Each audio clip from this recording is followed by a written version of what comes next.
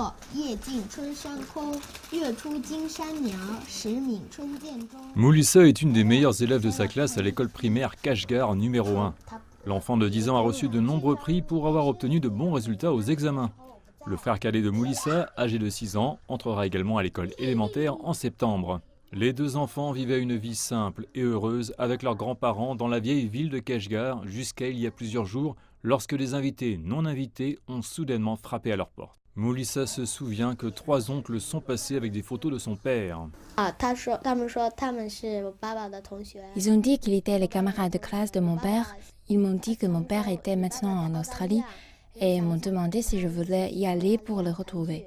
J'ai dit que je ne voulais pas aller à l'étranger, je veux rester à Kashgar. Les 3 oncles se sont avérés être des journalistes de CNN. Et plus tard, une photo de la fille en pleurs a fait la une des journaux. CNN a rapporté qu'il était interdit à l'enfant de quitter le pays pour retrouver son père. Le père de Moulissa, Mahmoudjan Abdurrahim, s'est marié au Xinjiang en 2009 après avoir obtenu sa maîtrise.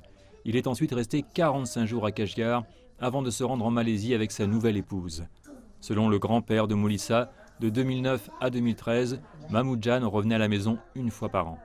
Et en 2015, sa femme a ramené les 2 enfants à Kashgar. L'épouse de Mahmoudjan, nommée Mamouharam Ablat, a été arrêtée, soupçonnée d'avoir provoqué la haine ethnique en 2019. Et depuis, les 2 enfants restent vivre avec leurs grands-parents paternels et maternels. Je peux appeler ma mère par vidéo. Hier, nous avons eu un appel vidéo. Je lui ai dit qu'elle me manquait. Mon frère l'a dit également. Ma mère a dit qu'elle allait très bien et nous a dit de ne pas s'inquiéter pour elle. Je peux lui montrer les récompenses que j'ai reçues de l'école à son retour. Je pense qu'elle sera très heureuse. La dernière fois que la famille a eu une conversation téléphonique avec Mahmoudjan, c'était en avril 2017.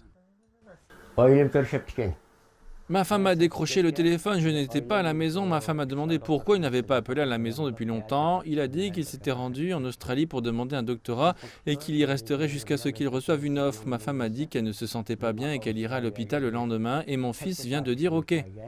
Ablat a déclaré qu'avec sa pension de retraite mensuelle de 1900 yuan, il pouvait subvenir aux besoins de la famille.